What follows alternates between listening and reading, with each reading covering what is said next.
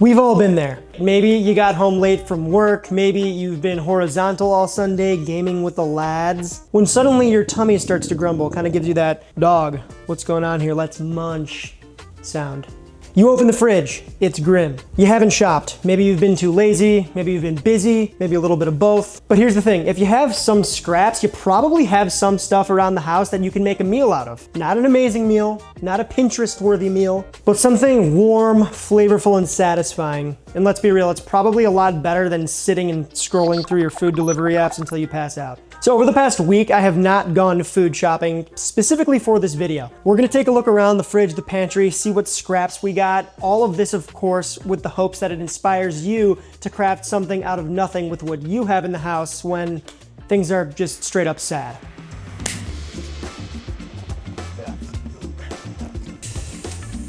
All right. Nice. Oh man.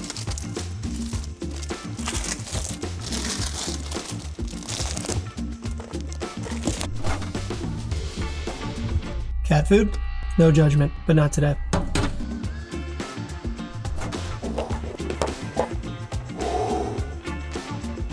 Okay, so the first thing that comes to mind with all this stuff out right now is kind of obvious, right? I got tuna, and I got some bread. So. I hope there's no, is there mold? Is that mold? No, that's flour. I'm not sure that this is salvageable because it's basically petrified, but we're gonna do our darndest. If there's any chance to revive this bread, it's through doing the water trick. We're just gonna rinse it and put it in a hot oven. Everybody's got a floppy bundle of herbs in their fridge somewhere, tucked behind something. In this case, it's cilantro, but you can use literally any herb. And if you don't have the fresh stuff, sprinkle in some parsley or something. Tuna salad. We got our tuna, canned tuna, good old regular canned tuna. I'm actually gonna use 2 cans so that we can have some leftovers. Then a nice glob of mayo. We got some smoked paprika. We got some garlic powder. This is optional, but some giardiniera. A little bit of onion, a little bit of cilantro, nice big pinch of kosher, and some black pep. Now we're just gonna give that a mix. Boom, 2-minute tuna salad. By now, hopefully our bread should be softened up, but we'll see. Ooh. Oh, it's still hard. Nice. Tuna on. And I think we can spare a slice of cheese, one of the few. I don't have any tomato, but that would be nice. Then it's onto a tray to broil. Massive tray, tiny sandwich. All right, let's see this thing. Cheese is kind of hiding everything, but yeah, tuna melt. All right, we got a taste tester. My waifu, Barbara Streisand. She's a tuna melt pro. It was very scary making this. She was watching me the whole time. All right. But for long. As far as bare bones ingredients go, it's all right. I liked it. Hell yeah. He's been starving me all week for this. We have to live the video. And if fish salad isn't really your speed, no worries, I got you. I bet you like these, ramen noodles, who doesn't? I got 2 packs left, we're gonna make both, and I'm gonna show you 2 separate ways on how to take the noodles from these packets and change them into something delicious. Ugh. Yumbo. We're just gonna drop our noodles. I like to boil them in a big pot of water, just kind of like you're cooking pasta, more thermal mass. The water stays hotter longer, gets hot fast again, and these things cook in like 2 minutes. Making ramen the way it says on the package is good and fine, but the noodles inside of those packages are supreme. They're incredible to use whenever you'd want pasta, right? Or like a noodle stir fry, which in our case is exactly what we're doing, using a very common ingredient that you probably already have at the crib.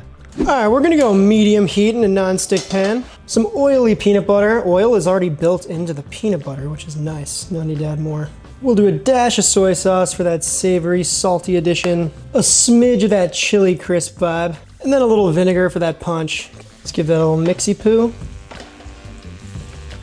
We're gonna go in with the noodles and just basically toss them around until they're coated with the peanut sauce. Add a little bit of water until you get the consistency you're looking for.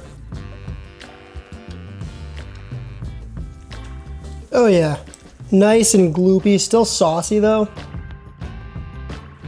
We're gonna add some crunchy things, French's onions, little savory monochromatic garnish. And for our second monochromatic garnish, a little sesame seed action.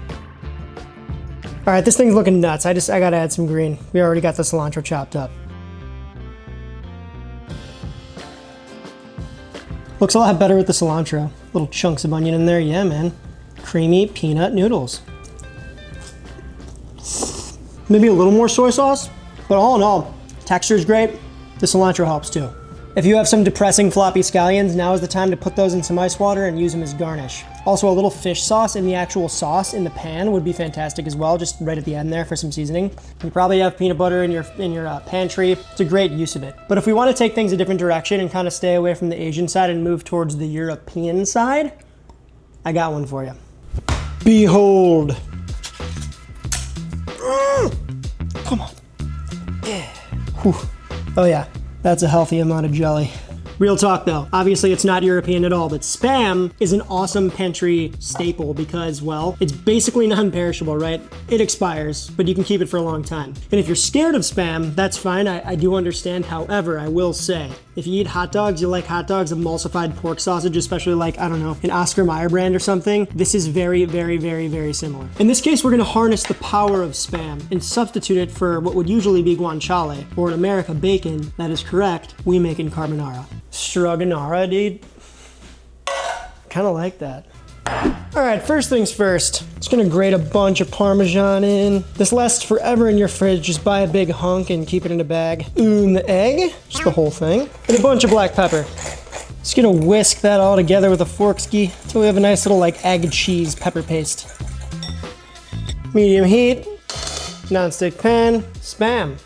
And we're just gonna let that render down a bit. The Spam fat's gonna kind of leak out of the cubes. They're gonna get crispy, and then we'll harvest that fat later.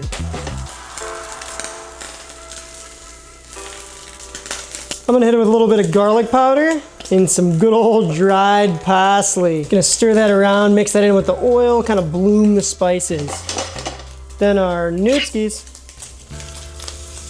And we'll cut the heat. Now we'll stir in all of our cheesy egg sauce. Maybe just a little more cheese. Okay, I'll take that, I guess. It smells pretty good. Looks creamy.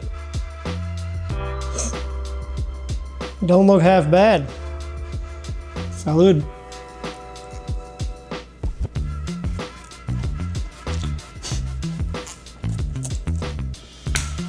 That's pretty dang good, I'm not gonna lie. That might be my favorite of the day so far. The Spam gets so crispy. The noodles are so chewy. I mean, ramen noodles are like literally scientifically optimized to be satisfying.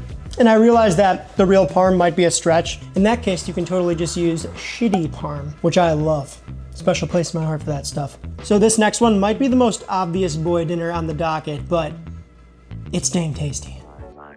I always keep tortillas on hand because they're endlessly versatile. Cheese too, because sandwiches, man. And I keep my shelf-stable game strong, but not like in the Chef Boyardee way. I mean the good stuff that actually tastes great out of the can way, like tomatoes, coconut milk, beans, pickled jalapenos, that sort of thing. And what do you get when you take an old tortilla, some random fridge cheese, and a couple other random ingredients? The Scavenging. Just gonna lay some of that cheese down her. Grab some beans, a little more cheese, beautiful ski. And you could totally make these beans refried if you want, just by, you know, a little bit of oil, a little bit of salt. That would be the struggle version, but yeah, that's what this whole video is about, right? Let the dia be your canvas. This is a prime example of just using what you have in the house. You could make this a breakfast quesadilla by adding an egg, maybe some leftover bacon, whatever you got, use it.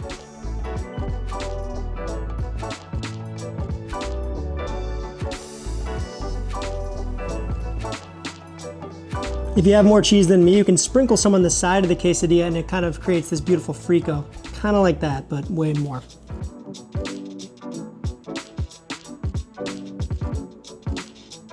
Dilla dinner, high key, one of my favorites.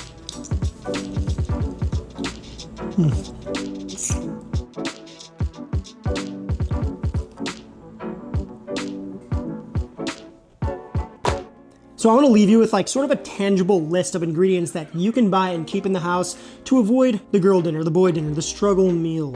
Basically, the idea is to take any fresh things that you might have in the fridge, if at all, or frozen from the freezer perhaps, and use these common staple ingredients to kind of bolt together a decent meal. We're just gonna fire these off. Pickles. They never go bad. They add crunch and salt, but it doesn't have to be a classic gherkin, right? Think kimchi, think olive, think like pepperoncini. Condiments that sit in vinegar on the side door of your fridge that never expire, or at least it takes a while. Next, onions, but not just yellow, red, and white. Also scallions, right? Those little green babies can last a surprising while in your fridge. Also shout out shallots. They're usually pretty inexpensive for a little sack of them, and just like your regular onions, they last for a long time in the pantry.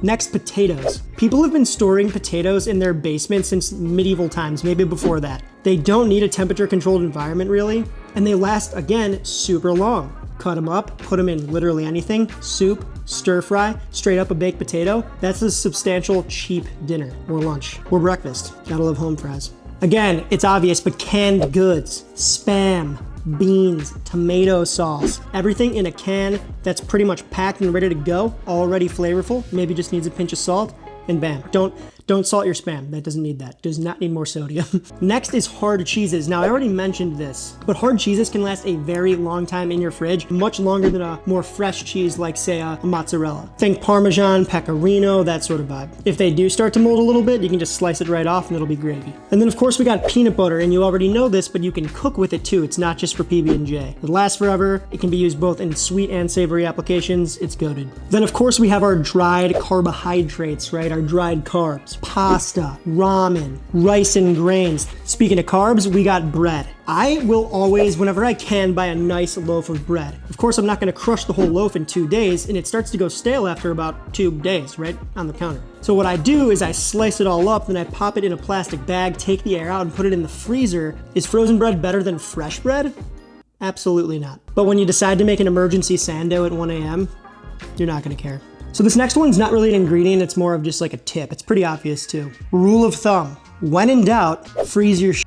Your future self will thank you, or at least resent you slightly less. But for real, if you're cooking an easy weeknight meal on like a Tuesday, or even cooking for a group over the weekend or something, make a bunch of leftovers and freeze it. It's the easiest way to have a good, actually home-cooked meal, and save a little bit of guala while you're at it. Again, it's obvious, but it might not be too. Make extras and freeze it, and you're gonna be a happy bloke. Or blokess. Now, are these meals fancy? Definitely not. Were they planned at all? No. But would I eat them again? Yeah, I think I would, especially in a pinch. I'd love to hear what your favorite struggle meal is when energy is low and the fridge is sad. Drop that in the comments below. You already know the drill. Like the video if you like the video. Sub to the Chansky if you're new to the Chansky. Join the Discord if you want to talk to like-minded individuals and win cool prizes. The best way to support us is over on the Patreon, aka the Grocery Fund. Another great way to support the channel is to cop a shirt. We got the MSG in black and white. I also got a hat as well. That's all I got. Thanks for hanging out. I hope that this was helpful, and I will see you in the next one. Toodaloo.